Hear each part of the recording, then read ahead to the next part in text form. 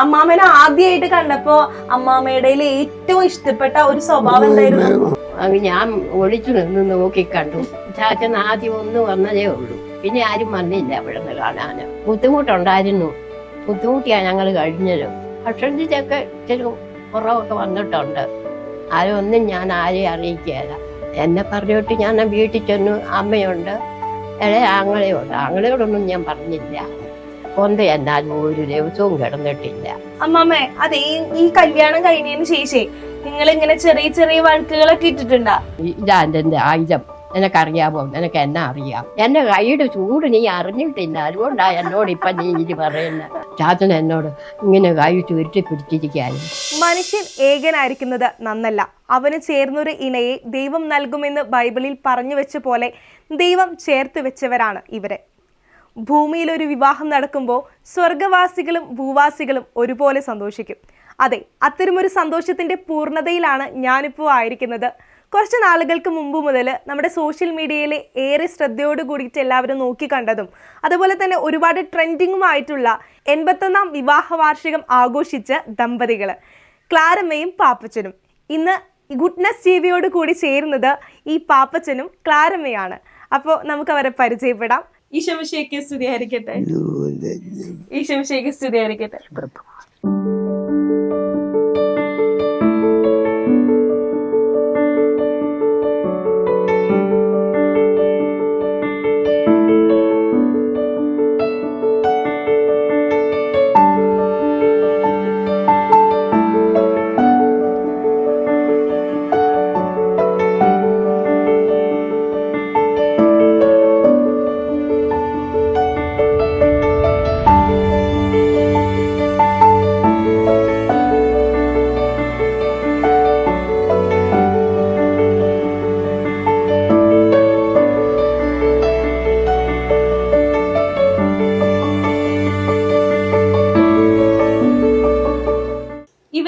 ഇവരോട് സംസാരിച്ചപ്പോ എനിക്ക് വളരെ ആകാംക്ഷയാണ്. ഇവരുടെ കൂടുതൽ വിശേഷങ്ങളും ഇവരുടെ അനുഭവങ്ങളും, അത്രയേറെ അനുഭവങ്ങളൊക്കെ ഇവർക്ക് ഉണ്ട് എന്നുള്ളത് നമുക്ക് ഇവരോട് സംസാരിക്കുമ്പോൾ തന്നെ മനസ്സിലാവും. അപ്പൊ നമുക്ക് ഇവരോട് ചെറിയ ചെറിയ വിശേഷങ്ങളൊക്കെ ഒന്ന് പങ്കുവെച്ച് തുടങ്ങാം. അപ്പച്ചനും അമ്മച്ചിയും വിവാഹ വാർഷികം കഴിഞ്ഞ് ഇപ്പൊ 81ാമത്തെ വർഷത്തിൽ നിൽക്കാണല്ലേ? അപ്പൊ ഈ 81 വർഷം എന്ന് പറയുമ്പോ ഇന്നത്തെ ഈ ഒരു കാലഘട്ടത്തില് നമുക്ക് ഒരിക്കലും പ്രതീക്ഷിക്കാൻ പറ്റാത്ത ഒരു കാര്യമാണ്. എന്നിട്ടും ഇത്ര ആരോഗ്യത്തോട് കൂടിയിട്ട് രണ്ടുപേരും ഇരിക്കുന്നുണ്ട്. അപ്പൊ അതൊക്കെ ദൈവാനുഗ്രഹമാണല്ലേ? അങ്ങനെ തന്നെയല്ലേ വിശ്വസിക്കുന്നേ? ദൈവത്തിന്റെ ഒരു അനുഗ്രഹമായിട്ട് വിശ്വസിക്കുന്നില്ലേ? അപ്പൊ നിങ്ങൾ എങ്ങനെയാണ് ഈ ഒരു വിവാഹത്തിലേക്ക് എത്തിച്ചേർന്നത്? എങ്ങനെയാ? ആലോചിച്ചു വന്നു. പിന്നെ ഞങ്ങൾ നമ്മൾ കാണുന്നത് ഞങ്ങളുടെ ഒത്തുകല്യാണം മുമ്പ് കണ്ടിട്ടില്ല. അപ്പൊ ആദ്യം തന്നെ ഈ അമ്മാമ്മേനെ കണ്ടപ്പോ ഇഷ്ടപ്പെട്ടോ? അങ്ങനെ ഇഷ്ടപ്പെട്ടു. കാരണവന്മാർക്ക് ഇഷ്ടപ്പെട്ടു കഴിഞ്ഞപ്പം ഞങ്ങൾ അംഗീകരിച്ചു. എല്ലാം ഇഷ്ടപ്പെട്ടു. അതെഴുപ്പില്ല. ഞങ്ങൾ വിവാഹം നടന്നു. ഞങ്ങൾക്ക് ഇന്ന് വരെ ഞങ്ങൾക്ക് യാതൊരു എതിർപ്പുണ്ടായിട്ടില്ല. അമ്മാമ്മേനെ ആദ്യമായിട്ട് കണ്ടപ്പോ അമ്മാമ്മയുടെ ഏറ്റവും ഇഷ്ടപ്പെട്ട ഒരു സ്വഭാവം എന്തായിരുന്നു? വായത്തിലൊന്ന് കണ്ടേ ഉള്ളൂ. ഒത്തുകല്യാണത്തിന് അന്ന് മുഖമൊക്കെ മൂടിക്കെട്ടി പള്ളി വന്നപ്പം വളരെ നോക്കി പിന്നെ ഒന്ന് കണ്ടത് മാത്രമേ ഉള്ളൂ. ഞങ്ങൾ സമ്മതിച്ചു, എല്ലാം സമ്മതിച്ചു. ചാച്ചന്മാർ ചോദിച്ചതിനൊക്കെ എല്ലാം സമ്മതിച്ചു. ഞാൻ ഉറപ്പിച്ചു. ഒത്തുകല്യാണം കഴിഞ്ഞു. കല്യാണം കഴിഞ്ഞ് വീട്ടിൽ വന്നപ്പോഴും ആണ് ഞങ്ങൾ തമ്മിൽ ശരിയായിട്ട് കാണുന്നത്. കല്യാണത്തിൽ വന്നപ്പോഴും ഞങ്ങളെ കെട്ടിക്കാൻ മുന്നേറ്റ് അച്ഛൻ ഇറങ്ങി വരുമ്പോഴേ അച്ഛൻ പറഞ്ഞു, പാപ്പച്ച നല്ലപോലെ നോക്കി തിരുപ്പതി ഉണ്ടെങ്കിൽ പറയാവുള്ളൂ, ഇല്ലെങ്കിൽ ഇപ്പം പറഞ്ഞേക്കണമെന്ന് പറഞ്ഞു. ഞാൻ പറഞ്ഞു ഇതിലൊന്നുമില്ല, തിരുപ്പതിയാന്ന് പറഞ്ഞു. ഞാൻ സംബന്ധിച്ച് കല്യാണം കഴിഞ്ഞു. അപ്പച്ചൻ ഇങ്ങനെ പറഞ്ഞല്ല, കല്യാണത്തിന്റെ അന്നാണ് അമ്മാമ്മേനെ കണ്ടുമുട്ടിയെന്ന്. അപ്പൊ ഇന്നത്തെ ഈ ഒത്തുകല്യാണത്തിന് അപ്പൊ ഇന്നത്തെ കാലഘട്ടത്തിൽ ഞങ്ങൾക്ക് വിചാരിക്കാൻ പോലും പറ്റാത്ത ഒരു കാര്യമാണ്. കാരണം ഇപ്പൊ പെൺപിള്ളേര് പോലും ആൺപിള്ളേരുടെ വീട് കാണുന്ന ഒരു കാലഘട്ടമാണല്ലോ. അപ്പൊ ഈ ഒരു സമയത്ത് ഇന്നത്തെ കാലഘട്ടമല്ല, ഈ കല്യാണമായിട്ട് ബന്ധപ്പെട്ടിട്ട് എന്തോ രസകരമായിട്ടുള്ള ഒരു അനുഭവം അമ്മാമ്മയ്ക്ക് ഉണ്ട്. അപ്പൊ അതൊന്ന് ഞങ്ങളോടൊന്ന് പങ്കുവയ്ക്കാവോ? കല്യാണം കഴിഞ്ഞ് ഞങ്ങൾ കണ്ടിട്ടില്ല. ഒക്കയ്ക്കും വന്നിട്ട് ഞങ്ങളാരും അങ്ങോട്ടും ഇങ്ങോട്ടും നോക്കി ഇന്നെ കണ്ടുമില്ല. കല്യാണം കഴിഞ്ഞിട്ടും പിന്നെ വീട്ടിൽ വിരുന്നിന് വന്നപ്പോഴാണ് ഞാൻ ഒളിച്ചു നിന്ന് നോക്കി കണ്ടു. എന്നാൽ വെട്ട പിന്നെ വന്ന് കണ്ടില്ല. കല്യാണം കഴിഞ്ഞ് 4 വർഷം അവിടെ വന്ന് കഴിഞ്ഞപ്പോൾ ഇരുന്നപ്പോൾ ആ വാതൊക്കെ തന്നെ എത്തി വരിഞ്ഞ് നോക്കി ചാച്ചനെ എന്നും കണ്ടു. അന്നേരം അങ്ങനെ ആദ്യം കണ്ടത്. കണ്ടപ്പോ എന്താ പെട്ടെന്ന് തോന്നിയത്? കണ്ടപ്പോൾ എനിക്ക് ഒന്നും തോന്നിയില്ല, ഇഷ്ടമായി എനിക്ക് തോന്നിയത്. എന്തെങ്കിലും സങ്കല്പങ്ങൾ ഉണ്ടായിരുന്നോ? എന്നെ കെട്ടാൻ പോകുന്ന എന്റെ കെട്ടിയോൻ ഇങ്ങനെ ആയിരിക്കണം എന്നൊക്കെ? ആ, അതൊക്കെ അങ്ങനെ ഒരു ഓർമ്മയൊന്നും ഇല്ല ഇനി വന്ന്. എന്നാ പ്രായവും കുറഞ്ഞ 15 വയസ്സിലോട്ട് കയറിയപ്പോഴേ അപ്പനും കൊണ്ട് കെട്ടിച്ചു. അപ്പനും അത് കഴിഞ്ഞിട്ട് 2-3 മാസത്തിനകമായിട്ട് അപ്പൻ അങ്ങ് മരിക്കുകയും ചെയ്തു. അതിന് വേണ്ടിയിട്ടാ എൻ്റെ ജോലി തീർത്ത് വെക്കണമെന്ന് അച്ഛനോട് പറഞ്ഞു, പള്ളിയിലെ അച്ഛനോട്. അച്ഛൻ പറഞ്ഞു ഇപ്പം വേണ്ട, 1 വർഷം കൂടെ കഴിയട്ടെന്ന്. അപ്പൻ സമ്മതിക്കുകയില്ല. ഒഴി പറഞ്ഞു എനിക്ക് എൻ്റെ ജോലി തീർത്ത് വെക്കണം എന്ന് മാത്രമേ എനിക്ക് ഓർമ്മയുള്ളൂ. എൻ്റെ ജോലി തീർത്ത് വെക്കാൻ അച്ഛൻ സമ്മതിക്കണമെന്നും പറഞ്ഞ് അച്ഛനെ കൊണ്ട് സമ്മതിപ്പിച്ച് കല്യാണം കഴിഞ്ഞു, നടത്തി. ഈ കല്യാണം കഴിഞ്ഞപ്പോ അപ്പാപ്പൻ വന്നല്ലോ.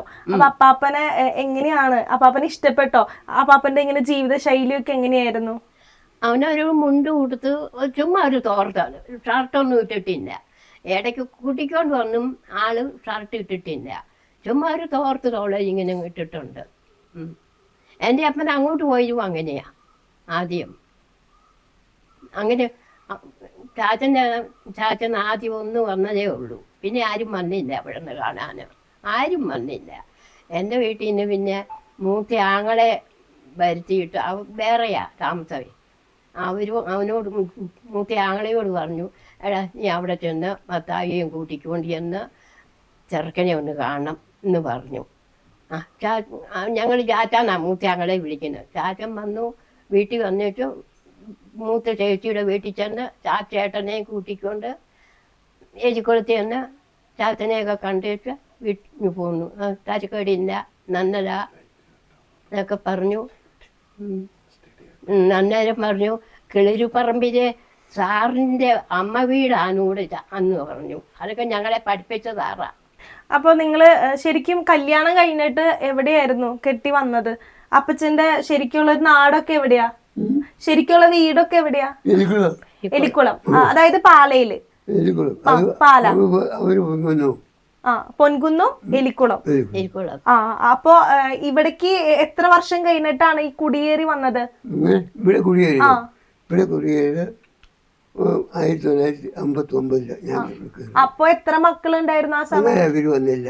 6 കൊല്ലം കഴിഞ്ഞപ്പോൾ ഭാര്യ മക്കളും 8 മക്കളല്ലേ? കാട്ടുമൃഗങ്ങളുടെ ശല്യമൊക്കെ തീർന്ന് സുഖമായിട്ട് ജീവിക്കാൻ, കുടുംബം ജീവിക്കാതെ ഞങ്ങൾ വന്നത് ജില്ലയുടെ മണ്ടയിൽ മഠം വെച്ച, ജില്ലയുടെ മണ്ടയിൽ പേര വെച്ചാണ് അവിടെ കിടന്ന് ഏറ്റുമാരം വെച്ച് അവിടെ കിടന്നുകൊണ്ടാണ് ഇവിടെ വെട്ടിത്തെളിച്ച് കൃഷി ഇറക്കിയത്. വനമായിരുന്നു, ഒന്നാന്തരം വനമായിരുന്നു. പാഴ്മരങ്ങൾ നിറഞ്ഞൊരു കാടായിരുന്നു. അതൊക്കെ വെട്ടിത്തെളിച്ച് ചുട്ട് എരിച്ച് ആദ്യത്തെ നെൽകൃഷി ചെയ്തു. ആ നെൽകൃഷി നല്ല വിജയമായിട്ട് കിട്ടി. ആ വിജയത്തിലാണ് ഞങ്ങൾ നേടുന്നത്. അപ്പോൾ ഞങ്ങൾ 3 വീട്ടുകാർ ഒന്നിച്ചാണ് എലിക്കുളത്ത് വരുന്നത്. ഒന്ന് ഇതിനപ്പുറത്തെ വീട്ടുകാരും വേറെ ഒരു താമസം പോയി. അങ്ങനെ 3 പേരാണ് വന്നത്. ഞങ്ങൾ 3 പേരും ഒന്നിച്ചാണ് സ്ഥലമെടുത്തു. അതിനക്കരെ സ്ഥലമെടുത്ത് ഒന്നിച്ച് കൃഷി ചെയ്തു. ആദ്യത്തെ കൃഷി ഞങ്ങൾ പകുത്തെടുത്തു. പിന്നെ എല്ലാവരും വെവ്വേറെയാക്കി. അമ്മാമ്മ, അപ്പൊ 8 മക്കളുള്ള സമയത്താണ് അപ്പാപ്പൻ ഇങ്ങോട്ട് കുടിയേറി വന്നത്. അപ്പൊ അന്നത്തെ കാലത്ത് നമുക്ക് പെട്ടെന്ന് ഫോൺ വിളിക്കാനോ അല്ലെങ്കിൽ എത്തിപ്പെടാനോ ഒന്നും പറ്റില്ല, അങ്ങനത്തെ ഒരു അവസ്ഥയാണല്ലോ. അപ്പൊ എങ്ങനെയാണ് അമ്മാമ്മ ആ സമയത്ത് 8 മക്കളെയും കൊണ്ടിട്ട് ജീവിച്ചത്? അല്ലെങ്കിൽ അപ്പാപ്പൻ ഇല്ല അടുത്ത്, അപ്പൊ ആ ഒരു എങ്ങനെയാണ് എല്ലാവരും നോക്കി അമ്മാമ്മ ജീവിച്ചത്? ഇനി പോന്നു കഴിഞ്ഞപ്പോൾ ഞങ്ങൾക്ക് വളരെ ബുദ്ധിമുട്ടുണ്ടായിരുന്നു. ബുദ്ധിമുട്ടിയാണ് ഞങ്ങൾ കഴിഞ്ഞത്. ആ ബുദ്ധിമുട്ടി കഴിഞ്ഞപ്പോൾ അങ്ങനെ വിഷമിച്ച് കഴിയുമ്പോഴാണ് ഇങ്ങോട്ട് വരുന്നത്. പോരാൻ പൈസയൊന്നും ഇല്ല എൻ്റെ കയ്യിൽ. ചാച്ചൻ്റെ ആരാണ്ടോടെ ഒരാളോട് കുറച്ച് രൂപയും മേടിച്ചോണ്ടാണ് പോകുന്നത് ചാച്ചൻ ആദ്യം.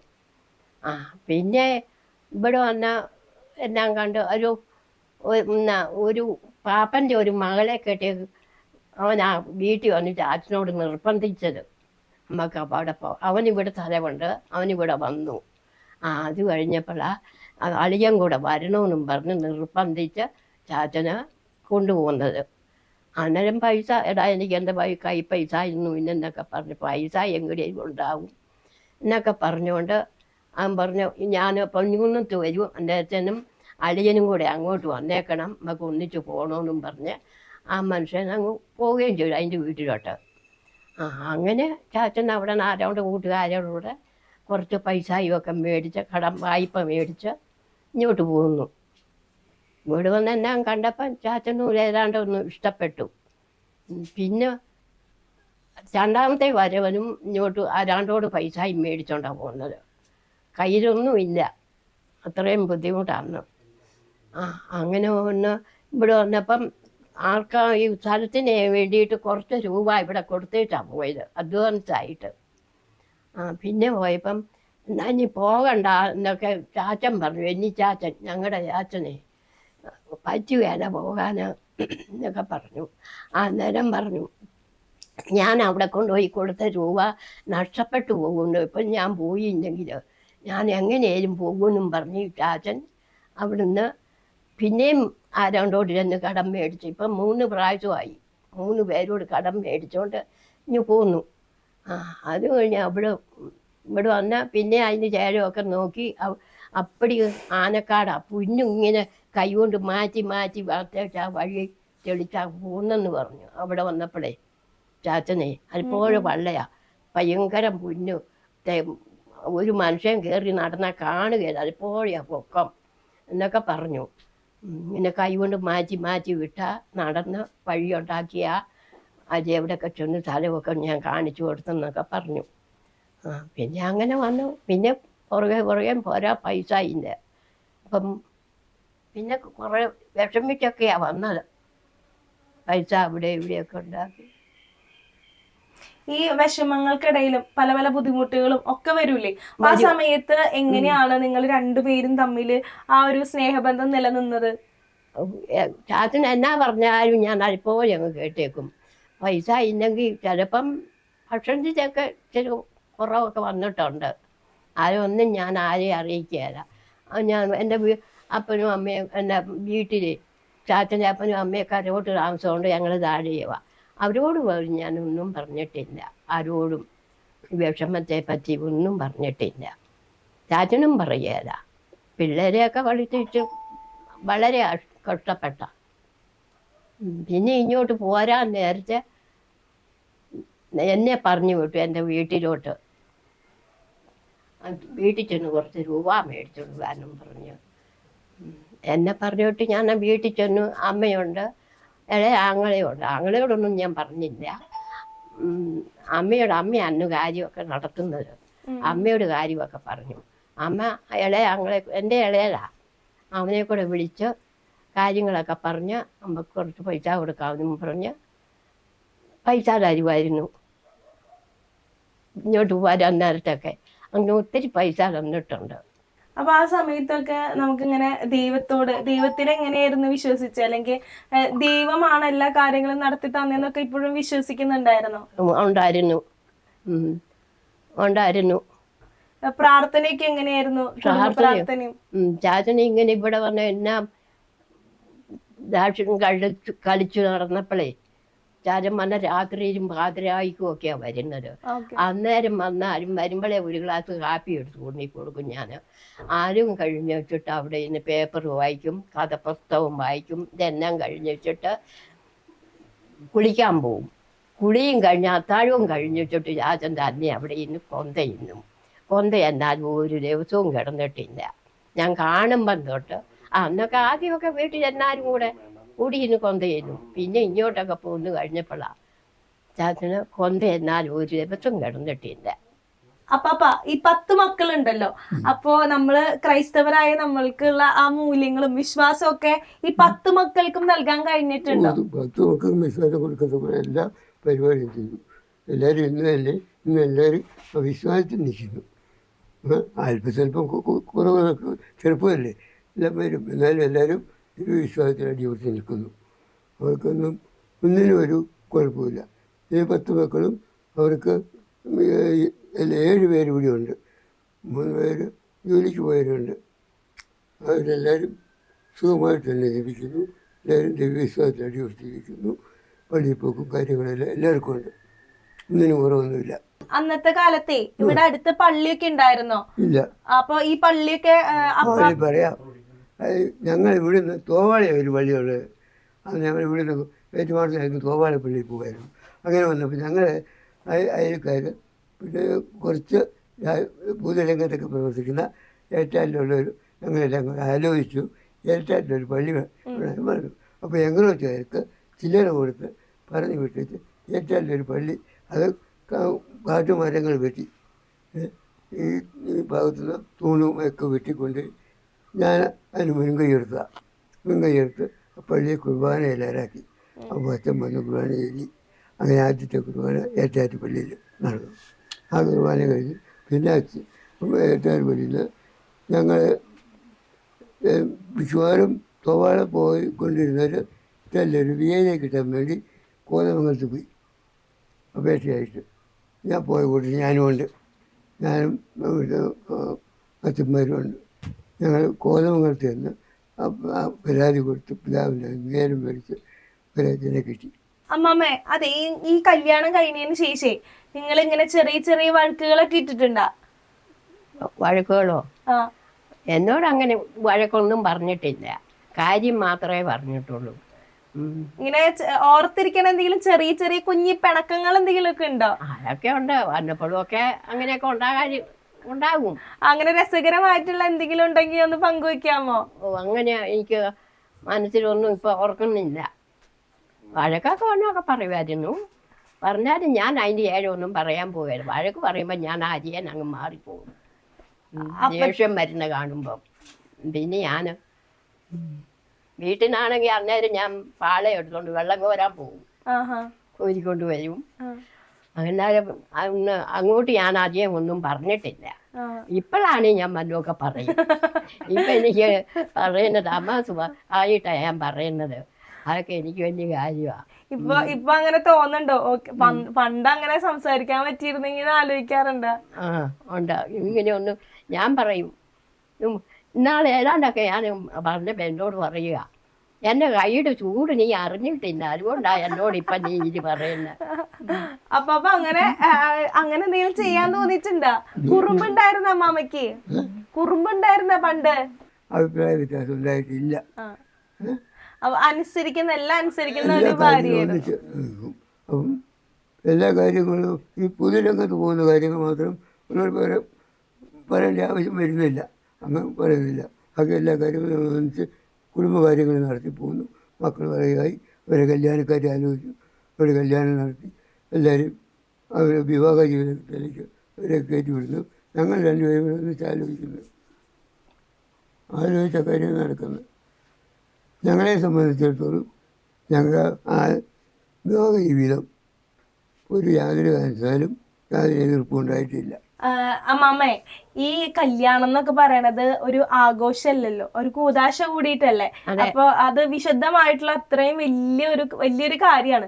അപ്പൊ ഈ 81 വർഷം കാലം ഇങ്ങനെ ജീവിച്ചപ്പോ അതില് വലിയ സന്തോഷാണോ? പിന്നെ ദൈവാനുഗ്രഹമാണ് ഇങ്ങനെ ഒരു ബന്ധം കിട്ടിയതും. ഇത്രയും കാലം ആർക്കും കിട്ടാൻ കഴിയാത്തൊരു കാര്യമാണത്. ഇന്നത്തെ കാലത്ത് അങ്ങനെ ആരും ഉണ്ടാവില്ല. അപ്പൊ ഇതില് വലിയ സന്തോഷാണോ? സന്തോഷമുണ്ട്. പിന്നെ ഇത്രയും ഇങ്ങനെ പിള്ളേരൊക്കെ എല്ലാവർക്കും വലിയ കാശൊന്നും ഉള്ള പിള്ളേരാണ്. എന്നാലും അധ്വാനിച്ച് പറമ്പിൽ പണിതാ ഇവരൊക്കെ. എന്നാൽ ഇത്രയും പിന്നെ വേണ്ടെന്നൊക്കെ എൻ്റെ മനസ്സിലുണ്ടായിരുന്നു. ഞാൻ ശിവിയോട് വന്നപ്പോഴൊക്കെ പറയും. എന്നാലും ശിവി പറയും, അമ്മ ഇതിനൊന്നും അറിയണ്ട, എൻ്റെ അമ്മായിന്നാണ് വിളിക്കുന്നത്, അമ്മ ഇതൊന്നും അറിയണ്ട, ഞങ്ങളതൊക്കെ നടത്തിക്കോളാം എന്ന് പറയുമെന്ന്. വേറെ ഒന്നും പറയല്ല. ആരെയൊക്കെ വിളിക്കുന്നു, എങ്ങനെ വിളിക്കുന്നു ഒന്നും പറഞ്ഞിട്ടില്ല, ഞാൻ അറിഞ്ഞിട്ടുമില്ല. അമ്മാമ്മ, നിങ്ങൾക്ക് രണ്ടുപേർക്കും കൂടിയിട്ട് 10 മക്കളാണല്ലോ. അപ്പൊ ഈ 10 മക്കളും എല്ലാവരും കൂടി വരുമ്പോ നല്ല രസല്ലേ? പിന്നെ അപ്പൊ അതെങ്ങനെ നിങ്ങൾ ഇടയ്ക്കിടയ്ക്ക് കൂടാറൊക്കെ ഉണ്ടോ? ഉണ്ട്. ആണ്ട് തോറും എന്നാ പിള്ളേർ ചാച്ചൻ്റെ പിറന്നാളാന്നും പറഞ്ഞുകൊണ്ട് വന്ന് എല്ലാവരും കൂടെ വരും, പായസം വെക്കും, എല്ലാവരും കൂടെ ഇവിടെ വരുന്ന, എല്ലാവരും കൂടെ ഇവിടെ കഴിയും ഒരു നേരം. ഉച്ച കഴിഞ്ഞ് എല്ലാവരും കൂടെ വരും, മക്കളൊക്കെ കൂടെ. ഇപ്പൊ കൊറേ പേരൊക്കെ ഇവിടെ ഉണ്ട്, അടുത്തുണ്ട്, കുറച്ചു പേരൊക്കെ പുറത്തൊക്കെയാണല്ലോ. അപ്പൊ അവരൊക്കെ കൂടി വന്ന് വരണതൊക്കെ ഒരുമിച്ചൊക്കെ വരാൻ പറ്റാറുണ്ടോ? ഒരാള് വരികയല്ല, അവന് ഇപ്പൊ ഇവിടെ ഉണ്ട്. ഇനി കുറച്ച് ഒരാഴ്ച കൂടെ കഴിയുമ്പോൾ അവൻ പോകും. അല്ലാത്തവരൊക്കെ വരും.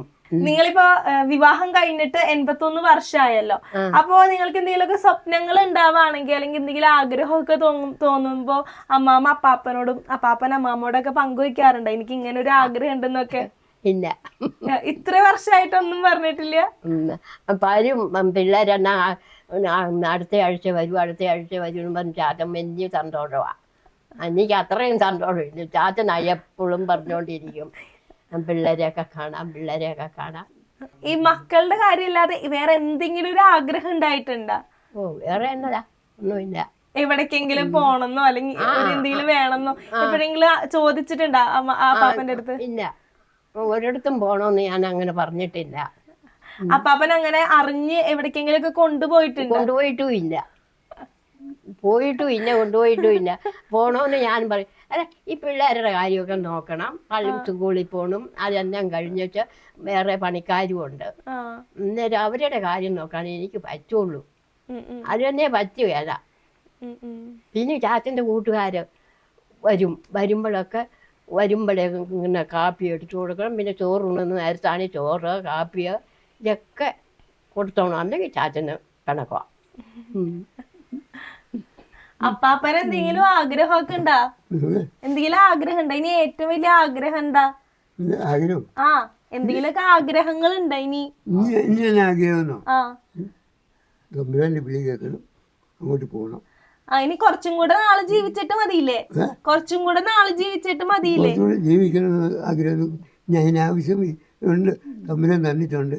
എല്ലാവർക്കും എല്ലാം മേടിച്ചു കൊടുത്തു പോയി. ഞങ്ങൾക്ക് ചാപ്പാട് തരാൻ മക്കളുണ്ട്. അതുകൊണ്ട് പിന്നെ സ്വത്തിനെ പറ്റിയുള്ള ആ ആഗ്രഹം പോയി. അതായത് ഇത്രയും പ്രായമായി, ഇനി പ്രാർത്ഥന കഴിയണമെന്ന് ആഗ്രഹിക്കുന്നു. അമ്മാമ്മ, ഇന്നത്തെ ഈ ഒരു കാലഘട്ടത്തിലെ എല്ലാരും വിവാഹം കഴിഞ്ഞ് കഴിഞ്ഞാൽ ചെറിയ ചെറിയ പിണക്കങ്ങളൊക്കെ വരുമ്പോഴേക്കും വേർപിരിയണ കാര്യമാണ് ചിന്തിക്കുക. അപ്പൊ അവിടെ നിങ്ങൾ ഇത്ര 81 വർഷം 102 വയസ്സും 97 വയസ്സുള്ള നിങ്ങൾ ഇത്രയും സന്തോഷത്തോടെ ജീവിക്കണ കാണുമ്പോ ശരിക്കും എല്ലാവർക്കും അതൊരു മാതൃകയാണ്. അപ്പൊ ഇപ്പൊ വിവാഹമൊക്കെ കഴിക്കുന്ന ആൾക്കാരോട് എന്താ നിങ്ങളുടെ ഈ ഒരു ജീവിതത്തെ പറ്റിയിട്ട് പറയാനുള്ളത്? അമ്മാമ്മ, അന്നത്തെ കാലത്തെ ഈ കല്യാണ ഡ്രസ്സൊക്കെ എങ്ങനെയായിരുന്നു? തുണിയും ചട്ടയും നേരിലും ചട്ട വേറെ. ആദ്യം മൂത്ത് നേരത്തെ കെട്ടിച്ചപ്പോൾ ഒരു ചട്ടയുണ്ടാക്കിയേ, ഏതാണ്ട് നിറമൊക്കെ റോസ് നിറവോ പട്ടിയട്ട എന്നാവും വീട്ടിൽ പറയുന്നത്, പട്ടിയട്ട. ആ ചട്ട അവിടെ അമ്മ കല്യാണം കഴിഞ്ഞ് വരുമ്പോഴേ അലക്കി പെറുക്കി മടക്കി, അന്ന് തേയൊന്നുമില്ല, കൈ കൊണ്ട് തൂത്ത് പെറുക്കി മടക്കി ഒരു തുണി എടുത്ത് പൊതിഞ്ഞ് പെട്ടിക്കൊണ്ടി വെക്കും. പിന്നെ അടുത്ത പെണ്ണിനെ കെട്ടിക്കുമ്പോൾ അത് എടുക്കുന്നത്, അത് വരെ എടുക്കുകയല്ല, അവിടെ ഇരിക്കും. അങ്ങനെ ഞാൻ എന്നെ വരെയും കൊണ്ടുപോയി ആ ചട്ടയിട്ടുകൊണ്ട്. അത് പൂച്ചട്ടയാ, ഏതാണ്ട് പട്ടിയട്ട എന്നാ പറയുന്നത് അന്ന്. അന്നേ എനിക്കറിയത്തുള്ളൂ. ഏതാണ്ട് ഒരു റോസ് നിറവാണ് മുഴുവനും. അത് ചട്ടയുടെ കൈ ഇങ്ങനെ ഇവിടം വരെയുണ്ട്, ഇറക്കം ഇങ്ങനെ ഈ ചട്ടയുടെ ഇറക്കമൊക്കെ ഉള്ളൂ. കൈ ഇവിടം വരെയുണ്ട്, കൈക്ക് നീളം വേണം. ഈ കല്യാണത്തിനെ പള്ളിയിലേക്ക് എങ്ങനെയാ? അന്ന് ഈ വണ്ടിയൊന്നും ഇല്ലല്ലോ. വണ്ടിയില്ല. അപ്പൊ എങ്ങനെയാ പള്ളിയിലേക്കൊക്കെ എത്തിയത്? നടന്നു. അപ്പൊ എത്ര കിലോമീറ്റർ ഒക്കെ ഉണ്ടാവും? എത്ര കിലോമീറ്റർ ഒക്കെ ഉണ്ടാവും? 7 മൈൽ. 7 മൈല്. അപ്പൊ ഏകദേശം ഒരു 9 കിലോമീറ്റർ ഒക്കെ അല്ലേ? അത്രയും ദൂരം ഇപ്പൊ നടന്ന് പള്ളിയിലേക്ക് എല്ലാരും നടക്കുവായിരുന്നു. എന്നാ ഒരുത്തർക്കും വണ്ടി ഇല്ലെന്ന്. വലിയ മുതലാളിമാർ മാത്രമേ ഉള്ളൂ. ഈ ഇടത്തരക്കാർക്കൊന്നും ഇല്ല. ഇടത്തരമായിരുന്നു ഞങ്ങള്. അമ്മാമ്മ, അന്നത്തെ കാലത്തെ ഈ കല്യാണം കഴിഞ്ഞ് കഴിഞ്ഞിട്ട് ഭക്ഷണമൊക്കെ ഇന്നത്തെ കാലത്തെ പോലെയാണോ? അല്ല, പന്തല് വിടും. പന്തല് ചുമ്മാ മനുഷ്യർ നമ്മൾ അയ്യോക്കംകാരൊക്കെ കൂടെ വന്നിട്ട് കണ്ടലൊക്കെ വെട്ടിക്കൊണ്ടുവന്ന് പന്തലിടും. ഇന്നത്തെ പോലെ ഒരു പന്തലൊന്നും അല്ല, ആർക്കും ഇല്ല. ആ പന്തലിട്ടേച്ച് പായ എടുത്ത് ഇങ്ങനെ നടുവേ നീളത്തിന് അങ്ങ് മടക്കിയിട്ട് അങ്ങോട്ട് നിരത്തി അങ്ങ് വെക്കും. എന്നിട്ട് ആ പായ കുത്തി ഇരുന്ന് ചോറ് ഉണ്ണണം. ചോറിനപ്പോ ഇന്നത്തെ പോലെ ചോറും എന്തൊക്കെ കറികളൊക്കെ ഉണ്ടാവും? കറികളൊക്കെ ഉണ്ട്. ഇറച്ചിയും മീനും മോരും പിന്നെ പച്ചക്കറികളൊക്കെ ഉണ്ട്. പിന്നെ ഈ അന്ന് കല്യാണത്തിന് പ്രത്യേക എന്തെങ്കിലും പരിപാടികളൊക്കെ ഉണ്ടായിരുന്നോ? നിങ്ങൾക്കാവുമ്പോ ചന്ദൻ ചാർത്ത് അങ്ങനെ എന്തെങ്കിലുമൊക്കെ പരിപാടികളൊക്കെ ഓർക്കണ്ടോ? എങ്ങനെ? ചന്ദൻ ചാർത്തൊക്കെ ഓർക്കണ്ടോ? ചന്ദൻ ചാർത്ത് ഒന്നുമില്ല. പള്ളിയിൽ നിന്ന് വരും, വേറെ ഒന്നുമില്ല. അന്ന് ഇവിടെ മധുരം വെക്കും. മധുരം പെയ്യുണ്ട്, 2 വീട്ടിലും ഉണ്ട് മധുരം പെയ്യ്. തലേ ദിവസവും ഉണ്ട്, കല്യാണത്തിന് തലേ ദിവസവും കല്യാണം കഴിഞ്ഞ് വരുമ്പോഴും ഉണ്ട്. ചെറുക്കൻ്റെ വീട്ടിൽ നിന്ന് പെണ്ണിൻ്റെ വീട്ടിലോട്ട് വരുമ്പം അവിടെയുണ്ട്. അവിടെ അധികം പേര് കാണുകയില്ല. ചെറുക്കൻ്റെ വീട്ടിൽ നിന്ന് ആരെങ്കിലും കെട്ടിയ ആളിൻ്റെ ഒരു പിന്നെ ചേട്ടന്മാരോ അളിയന്മാരോ ആരെങ്കിലും ഒരാൾ കൂടെ വരും. പെണ്ണിൻ്റെ വീട്ടിലോട്ട് പോകുമ്പം ഒരാളേ വരുള്ളൂ. ഒരാളിവിടെ വന്ന് എല്ലാം കഴിഞ്ഞ് വരുമ്പോൾ ഇവിടെ വന്ന് കാപ്പി കൊടുക്കും. അവിടെ നിന്ന് ചോറുണ്ടേ തന്നെ വന്നേ. പിന്നെ ഇവിടെ വന്ന് കാപ്പി കൊടുക്കും. കാപ്പി പിടിച്ച് വെച്ച് ഈ മധുരം വരുമ്പളേ മധുരം വെക്കും, പിന്നെ കാപ്പി കൊടുക്കും. അത് കഴിയുമ്പോൾ ആ മനുഷ്യൻ അങ്ങ് പോവുകയും ചെയ്യും. അമ്മാമ്മേ, ഇപ്പൊ 2 പേർക്കും അത്യാവശ്യം പ്രായമൊക്കെ ആയി. എന്നാലും നിങ്ങൾ ഇങ്ങനെ പള്ളിയിലൊക്കെ പോവാനായിട്ട് പറ്റാറുണ്ടോ? പള്ളിയിൽ പോകാൻ പറ്റാറുണ്ടോ? ഞാൻ പള്ളിയിൽ പോകുന്നില്ല, ചാച്ചൻ പള്ളിയിൽ പോകുന്നുണ്ട്. കുറച്ചു കാലം മുമ്പ് വരെയും ചാച്ചൻ ഇവിടുന്ന് നടന്ന് വാഴ വരെ പള്ളിക്ക് വരെയും പോകും. വെളുപ്പിന് ഏറ്റവും ഒരു 4:30, 5 ആകുമ്പോഴത്തേനും ഉറക്കം തെളിഞ്ഞ് വെച്ച് ഞങ്ങൾ 2 പേരും കൂടെ ഇരുന്ന് പ്രാർത്ഥിക്കും. പ്രാർത്ഥനയും ഞാൻ കഴിഞ്ഞ് വെച്ചിട്ട് ചാച്ചൻ പള്ളിയിൽ പോകാൻ ചേച്ചൻ്റെ കാപ്പി ഉണ്ടാക്കി ഇച്ചിരി കാപ്പിവെള്ളം എടുത്ത് ഞാൻ കൊടുക്കും. അതും കൂടി ചോദിച്ചിട്ട് അങ്ങോട്ട് പോകാൻ ഇറങ്ങിപ്പോൾ ഒരു ദിവസം ഞാൻ പറഞ്ഞു, ഇച്ചിരി കൂടെ കഴിഞ്ഞിട്ട് പോയാൽ മതി, ഇപ്പം നേരം വെളുത്തില്ല, വെട്ടം വീണിട്ട് പോയാൽ മതി എന്നൊക്കെ പറഞ്ഞു. ചാച്ചൻ എന്നോട് ഇങ്ങനെ കൈ ചുരുട്ടി പിടിച്ചിരിക്കുകയായിരുന്നു. ഇതിൻ്റെ കൊന്ത, ആ കൊന്ത ഇങ്ങനെ ഒരു ഇട്ടുകൊണ്ട് പറഞ്ഞു, ഇതാ എൻ്റെ ആയുധം, നിനക്കറിയാമോ, നിനക്ക് എന്നാ അറിയാം, ഈ ആയുധം കൊണ്ടാണ് ഞാൻ നടക്കുന്നത്. ഒരു പട്ടിയും പാമ്പും ഒന്നും എൻ്റെ അടുത്ത് വരികയില്ല. ഞാൻ പറഞ്ഞു, പട്ടിയും പാമ്പും ഉണ്ട്, ഇപ്പോൾ പോകണ്ട, നേരം വെളുത്തിട്ട് പോയാൽ മതി എന്നാണ് ഞാൻ പറഞ്ഞത്. ഒരു പട്ടിയും പാമ്പും ഒന്നും എൻ്റെ അടുത്ത് വരികയില്ല, എൻ്റെ ആയുധം എൻ്റെ കയ്യിലുണ്ട്, അതുകൊണ്ട് നീ ഒന്നും പേടിക്കണ്ട, അവിടെ ഇരുന്നോളാൻ പറഞ്ഞു. ഒരു പക്ഷേ ആ ആയുധമായിരിക്കും ഇവരെ 2 പേരെയും ഇത്രയും വർഷക്കാലം ഒന്നിച്ച് ജീവിപ്പിച്ചത്. അപ്പോൾ ശരിക്കും പറഞ്ഞാൽ ഇന്നത്തെ ഈ ഒരു കാലഘട്ടത്തിൽ എല്ലാവർക്കും മാതൃകയാക്കാൻ പറ്റുന്ന ഒരു ദമ്പതികളാണ് ഇവർ, ക്ലാരമ്മയും പാപ്പച്ചനും. ഒത്തിരി കാലം ഇവർ ഒന്നിച്ച് ജീവിച്ചു. ഒരുപാട് വിഷമങ്ങളും പ്രതിസന്ധികളും പ്രശ്നങ്ങളും ബുദ്ധിമുട്ടുകളൊക്കെ ഉണ്ടായിരുന്നപ്പോഴും ഈ 10 മക്കളെയും ചേർത്ത് വെച്ച് ഇവർ നല്ല രീതിയിൽ അവരെയൊക്കെ വളർത്തി. അതോടൊപ്പം തന്നെ ഈ ഒരു സ്നേഹബന്ധം ഇത്രയും വർഷം മുൻപോട്ട് കൊണ്ടുപോയി. അപ്പോൾ ഇത് ശരിക്കും നമ്മൾക്കും ഒരു മാതൃകയാണ്. ഇനി വിവാഹത്തിന് ഒരുങ്ങുന്നവർക്കും ഇപ്പോൾ വിവാഹിതരായിരിക്കുന്നവർക്കും മാതൃകയാണ്. ഇനിയും ഒരുപാട് കാലം ഇതുപോലെ തന്നെ സന്തോഷത്തോടെ ജീവിക്കാനായിട്ട് ഇവർക്ക് സാധിക്കട്ടെ എന്ന് ആശംസിക്കുകയാണ്, പ്രാർത്ഥിക്കുകയാണ്. ദൈവം എല്ലാവരെയും സമൃദ്ധമായി അനുഗ്രഹിക്കട്ടെ.